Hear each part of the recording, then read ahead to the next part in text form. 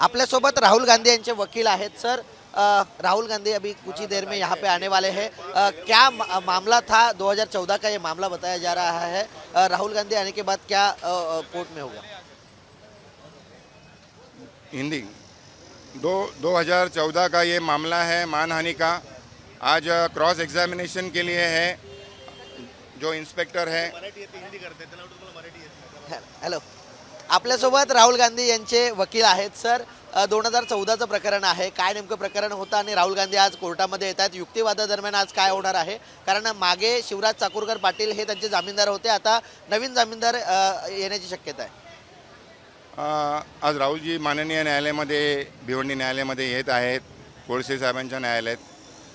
त्यांच्यातर्फे महाराष्ट्र प्रदेश काँग्रेस कमिटीचे प्रेसिडेंट हर्षवर्धन सकपाळ यांचे आम्ही बेल पेपर्स कोर्टामध्ये आम्ही लावत आहोत आणि सदरचं प्रकरण जे आहे आज हेअरिंगला आहे, क्रॉस एक्झामिनेशन चालू आहे।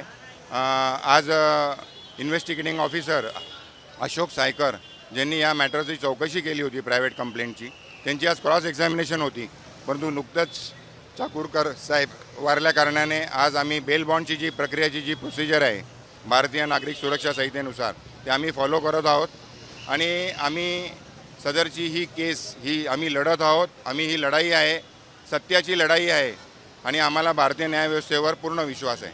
राजेश कुंटे यांनी ज्यावेळेस या संदर्भात याचिका दाखल केली त्यानंतर त्यांचं असं म्हणणं होतं की राहुल गांधी यांनी माफी मागावी, नंतर हे प्रकरण पूर्ण मिटवलं जाईल। राहुल गांधी माफी मागतील या प्रकरणामध्ये?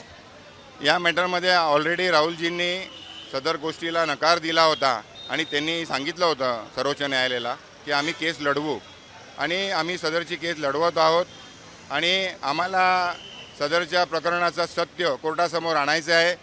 इतिहासातली गोष्ट आहे, बरेचसे आमचे साक्षीदार आहेत, तर आम्ही योग्य वेळेला आम्ही भारतीय भिवंडी न्यायालयामध्ये आम्ही दाखल करू आणि सदरची लढाई ही जी लढाई आहे ही सत्याची लढाई आहे आणि आम्हाला भारतीय न्यायव्यवस्थेवर पूर्ण विश्वास आहे।